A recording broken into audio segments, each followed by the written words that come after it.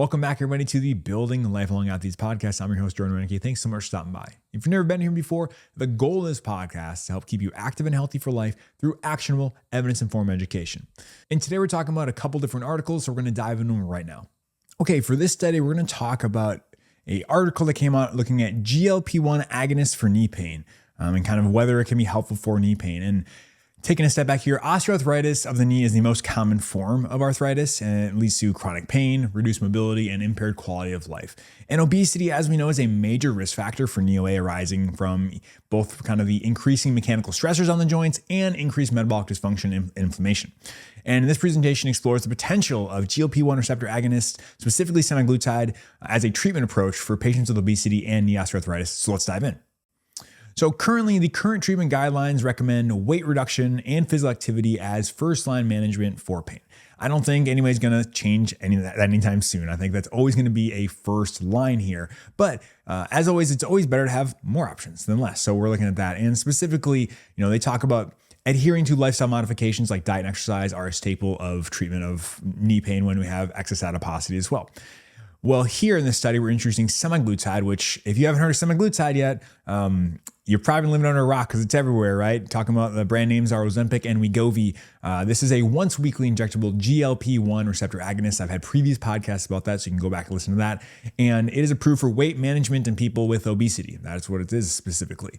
And in the US, semaglutide is also approved to reduce the risk of major adverse cardiovascular events in adults with established cardiovascular disease and overweight or obesity. And obviously, it's also indicated for diabetes as well. So that's like the general landscape of what these medications are. And here we're going to see kind of a unique use case for it as well. So what was the design of the study? Well, this design was a double-blinded, randomized, placebo-controlled trial lasting 68 weeks with a 7-week follow-up. So that's pretty much our gold standard right there. Double-blind means nobody knows who's getting the intervention. The patient doesn't necessarily know, and neither does the physician there. It's randomized, meaning it's hopefully very similar people in the control group versus people getting the experiment. And then placebo, once again, we have a placebo, which is great. And these participants, these were adults with obesity and moderate knee osteoarthritis experiencing at least moderate pain.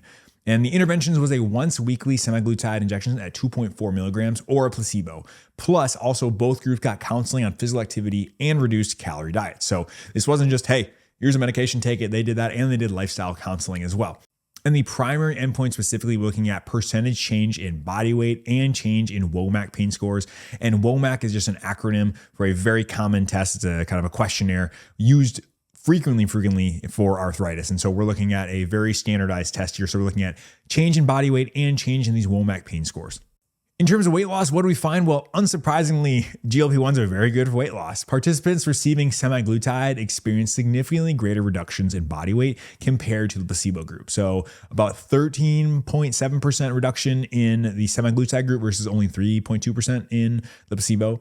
And a higher percentage of participants in the semaglutide group achieved clinically significant weight loss, meaning greater than 5 or 10%. And actually, what's crazy to me is about 47.8% of participants lost more than 15% of body weight with semaglutide. That's big. And the reason this is big, and we're kind of jumping the gun here, but usually in clinical studies or anything like that, more than a 5% weight loss is clinically significant. We start to see health benefits in terms of, blood markers and other functional things start to improve at about 5%. And so we're having people here who are losing more than 15%, which is huge. And so almost half of the people got more than 50% weight loss, which is, really important because clinically that's going to make a big difference.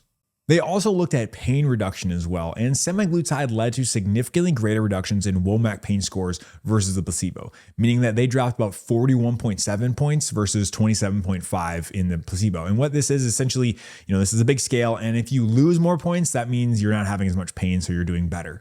On top of that, there was a subgroup analysis done that showed consistent pain reduction benefits across BMI categories. So, depending on where you are in BMI, it didn't really matter. You seem to get benefits as well. Improvements were also observed in other pain-related measures like daily pain intensity and stiffness scores. And then they also looked at physical function as well, right? Because, if you just have pain, that's good, but can you do more with it? And they found that semaglutide significantly improved physical function as measured by, once again, the WOMAC scores and the SF36, which is another validated form. So long story short, it didn't really matter, but they seem to show improvements in physical functions, things like 6-minute walk distance. So get up and go. When you have a 6-minute walk test, it's like, hey, how far can you walk in 6 minutes? They improve that. And that's a big thing, right? We're improving actual function of patients. So that's why we really care about that. They also looked at use of pain medication as well, and it looked like overall for the use of pain medications, particularly non-steroidal anti-inflammatory drugs or NSAIDs and acetaminophen or Tylenol, both the use of those drugs decreased more in the semaglutide group compared to just the placebo, suggesting a potential NSAID sparing effect, which is great because those medications also have side effects as well. And from a safety perspective, the incidence of serious adverse effects was similar between semaglutide and placebo groups, and there were no unexpected kind of safety signals seen. And side effects wise, we did see some side effects. We always see side effects with any medication. I tell someone, if you have no risk for side effects, then that's not a medication worth taking. And I say that I'm kind of joking, but people say, oh, there's no side effects to this, whatever natural supplement or whatever. It's okay. If you don't have any potential for side effects, that means we're not actually doing something physiologic. So we're always going to have side effects in anything we do. And there were ones, and the common ones we usually see. We saw gastrointestinal disorders were the most common adverse events leading to discontinuation of the semaglutide group. But, that was the highest one. It wasn't huge or really significant, but, the side effects that they did complain about most were GI side effects. Usually people have either nausea or vomiting, sometimes diarrhea. Usually that can be well tolerated if you start low and kind of increase from there. But sometimes people have that and can't tolerate these medications. And so how are these medications working? Well, it's probably a combination. The real answer is we don't really know, right? We just looked at studies and we're kind of extrapolating from there. We think that when we lose weight, we are reducing mechanical stress on the knee. I'm not a person who believes strictly in the biomedical idea of pain that it's just structure. That's the reason I'm calling pain. But if you think about it, it definitely makes sense. If we're reducing mechanical load on the knee, that may be helpful. Time and time again, we see that weight loss tends to improve knee osteoarthritis outcomes. But is it because of weight loss, or is it because when you lose weight, you're typically losing some amount of adipose tissue? And by doing that, you're probably decreasing inflammation in the body. We know that losing weight probably improves inflammation. And so GLP-1s may have this anti-inflammatory property as well. And is it just because of the medication, or it's because we're losing weight? Not sure there. We're kind of yielding that in the future. That's kind of what we're looking for. But it may be this combo of reducing mechanical stress and also decreasing inflammation, which may be leading to benefit. And so what are the big takeaways here for clinicians? Well, I want to reiterate that semaglutide seemed in this study to be effective in alleviating pain in those who had knee osteoarthritis and obesity as well. So it's this population is people who had obesity and moderate knee arthritis. That's the group we looked at. The important thing to understand is we cannot extrapolate this to people who do not have obesity and have arthritis, or people who have really severe arthritis. That's not the population we're looking at here. We have to understand the sample you looked at and your population and how you can apply that. That being said, would it be a reasonable thing to try with someone with severe OA? I think absolutely it'd be very reasonable to try. I wouldn't see this and be like, well, I can't do it because it's not there. But just understand that's who we looked at here, and it seemed to be helpful for them. And I think this does have some potential implications for primary care. I think semaglutide for the right person who has maybe struggling with obesity, maybe has some arthritis, this could be a reasonable option. This wouldn't be something we're prescribing just straight for arthritis, right? It's for all the other things, right? Because when we have that excess adiposity, we have lots of increased risk factors as well down the line. So it's not like, hey, you come into my sports medicine clinic, I'm going to prescribe this just because you have a knee arthritis, and you're a regular BMI. No, we have other comorbid things as well. But it's kind of cool to think about. And I think really this is going to open up the floodgates to what I think in the future is going to be called essentially metabolic orthopedics. I see it time and time again. I have the luxury of being a primary care physician in terms of family medicine and sports medicine. So I see both. My overlap is huge on these. And I think that's going to be a big thing. We're starting to realize that increased adiposity leads to lots of orthopedic issues. And, from an inflammation standpoint, from a mechanical standpoint, it's not good. And so kind of, I'm trying to, how do I tailor my approach as a sports doctor to say, hey, when you come to my clinic and I have to carefully address that, right? As a primary care doctor, you see them, you have a built relationship. For me, I'm a specialist when I'm in sports, and it's kind of hard. I don't have that relationship. I don't have the rapport to say, hey, something that may be helpful is weight loss. That's a hard thing to necessarily say to someone you've just met, saying, hey, I think if you lose weight, you're better. It sounds insensitive sometimes, and like I'm dismissing their pain. So I'm trying to figure out how to better practice from my perspective. Hey, how do I incorporate this in my practice? Saying, hey, there's been studies that show weight loss can be helpful for arthritis, and so trying to do that as well, and understand that this is a new tool in the toolbox, right? If a patient is in a lot of pain and maybe they can't do as much exercise or lifestyle to lose weight, this may be helpful. And so just kind of a cool thing to think about in a new new tool in our toolbox. But once again, it has to be for the right patient. I'm not just going to prescribe this because you have arthritis. It's got to be other risk factors as well, like obesity or overweight or diabetes, something like that. But it's kind of cool to think about, it's all becoming interconnected. Is there an underlying cause of all these things? This metabolic dysfunction, is it causing the adiposity, the diabetes, the arthritis? Who knows? But it's kind of cool to think we may have a unifying theme. In this article, we're going to talk about the intricate relationships between physical activity, cardiorespiratory fitness, and cardiometabolic health, and kind of how they're all weaved together. So let's dive into it.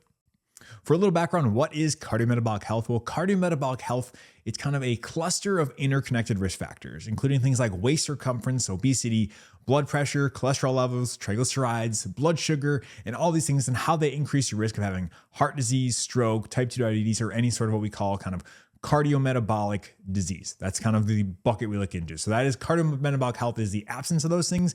Cardiometabolic disease is, hey, we see these things kind of grouped together causing these bad outcomes.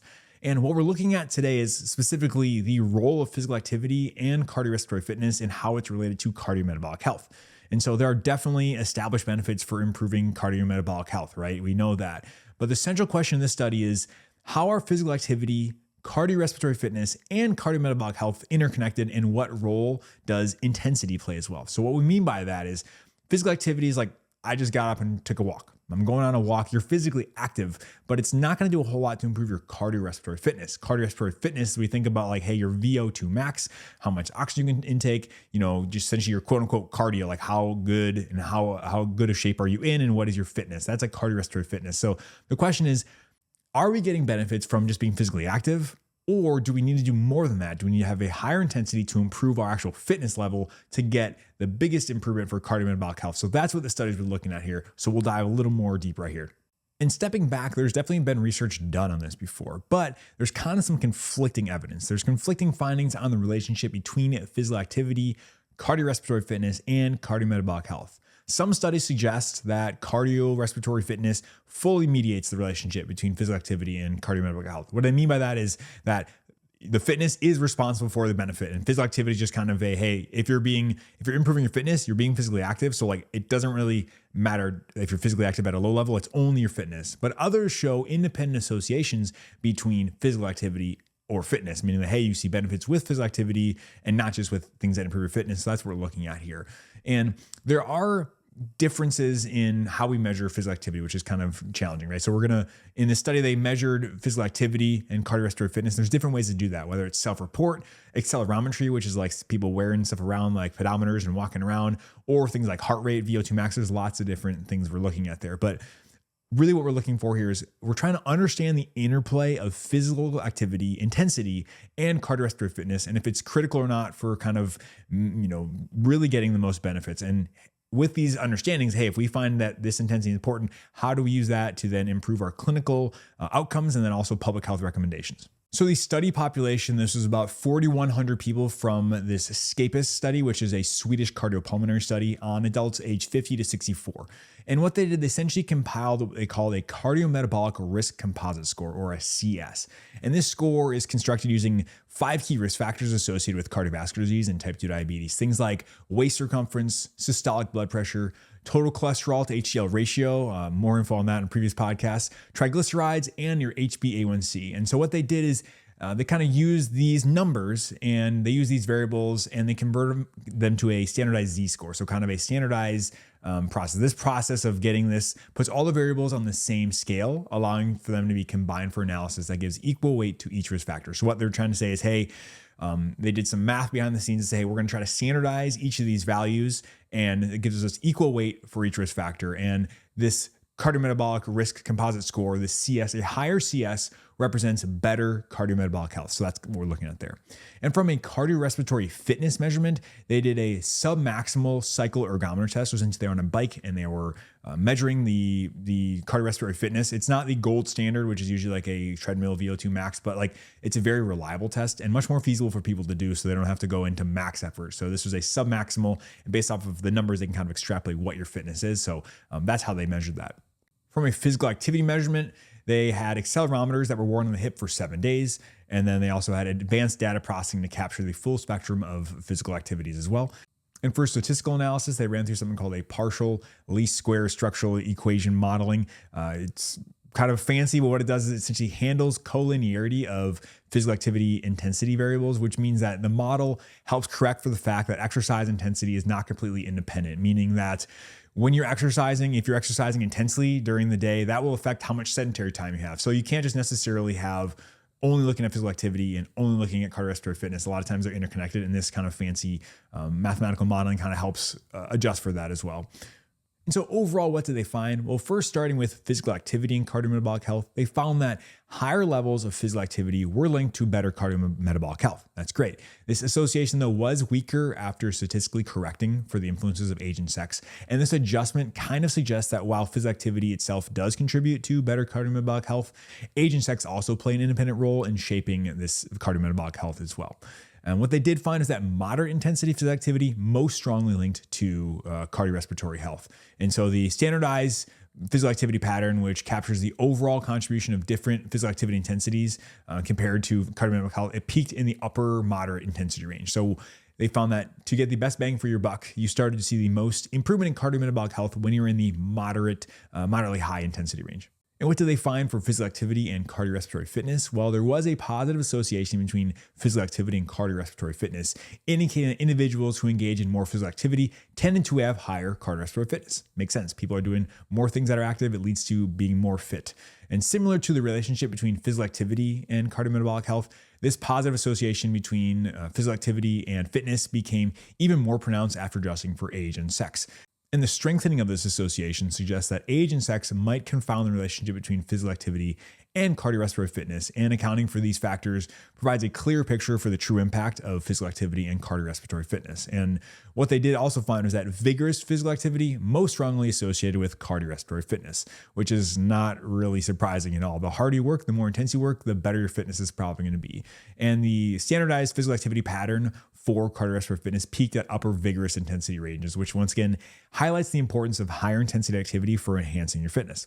And then what about cardiorespiratory fitness and cardiometabolic health? Well, there was a strong association with improved cardiometabolic health with the more fitness you had, with a coefficient of 0.59. So this was a path coefficient, and essentially what this does, this quantifies the strength and direction of the relationship between variables in some sort of statistical model. A value of 0.59 suggests a substantial impact on cardiorespiratory fitness on cardiometabolic health. This finding aligns with the well-established understanding of the higher levels of fitness you have, the better cardiometabolic you typically have. So not a huge shock there by any means, but the more fit you are, the better outcomes you typically have. And what they did after this was kind of cool. It's called a mediation analysis. And the mediation analysis is trying to step back and say, okay, cool, I see these associations, but like what actually causes what? What's actually the most important thing? And what percentage of these improvements in cardiometabolic health can be equated to either physical activity or cardiorespiratory fitness?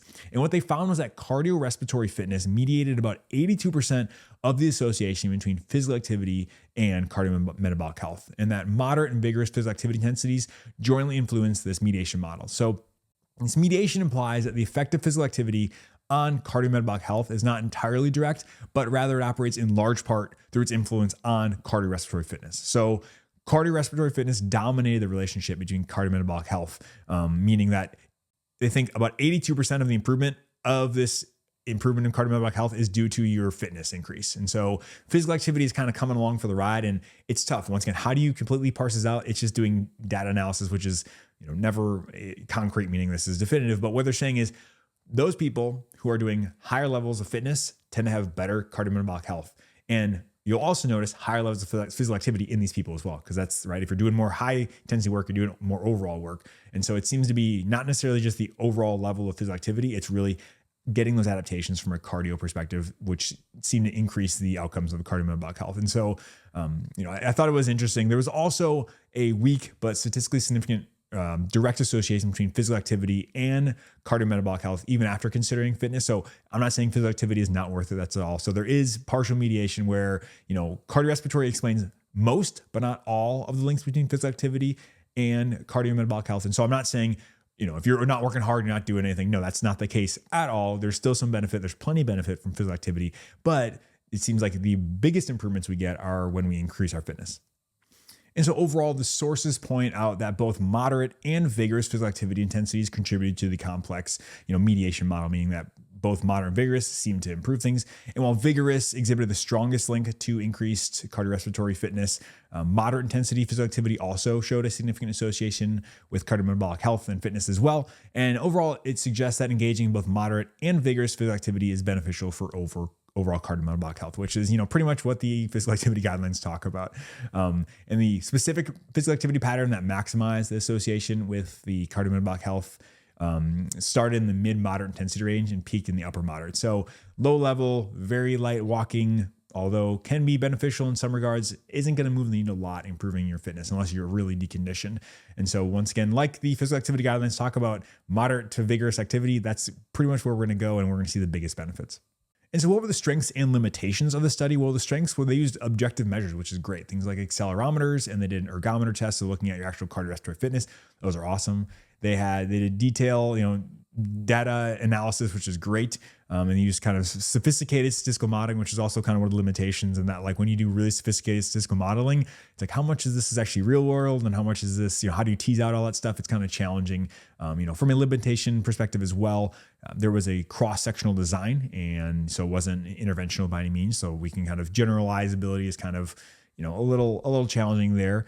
And also this study kind of excluded participants with cardiovascular disease. So generalizability, meaning, hey, is this going to improve people with cardiovascular disease? We can't quite know that from the study. That being said, exercise is good for pretty much everybody. You will probably see improvements as well, but we can't extrapolate these findings to that. And so what are the big take-home points from this? Well, first of all, I think cardiorespiratory fitness can kind of serve as a proxy for cardiometabolic health. Obviously, there's going to be exceptions, like people in the NFL who weigh 320 pounds but are incredibly fit. Like they're not necessarily healthy, but on average, people who are incredibly fit and have high cardiorespiratory fitness are probably going to have better cardiometabolic outcomes. And on top of that, we also have to focus on hitting the right type of exercise to improve these measures, right? So emphasizing moderate to vigorous physical activity is going to be optimal for increasing our cardiometabolic benefits. And so understanding as a physician here, prescribing, hey, like any physical activity is good. If we're doing nothing, let's do something. But if we're doing something, let's do more. Let's do something to get your heart rate up. Let's get you working a little harder. So that's kind of the takeaway I had from these specific lessons here. And I thought it was a really important and kind of cool article to talk about. And that's going to do it for our podcast today. Thanks so much for stopping by. I really appreciate it. If you found this helpful, to me in the world, so if you either gave us a 5-star review on your podcast platform of choice, or if you shared it with a friend, that'd really help get the word out about the show. But I really appreciate you stopping by. Now get off your phone and get outside. Have a great rest of your day. We'll see you next time.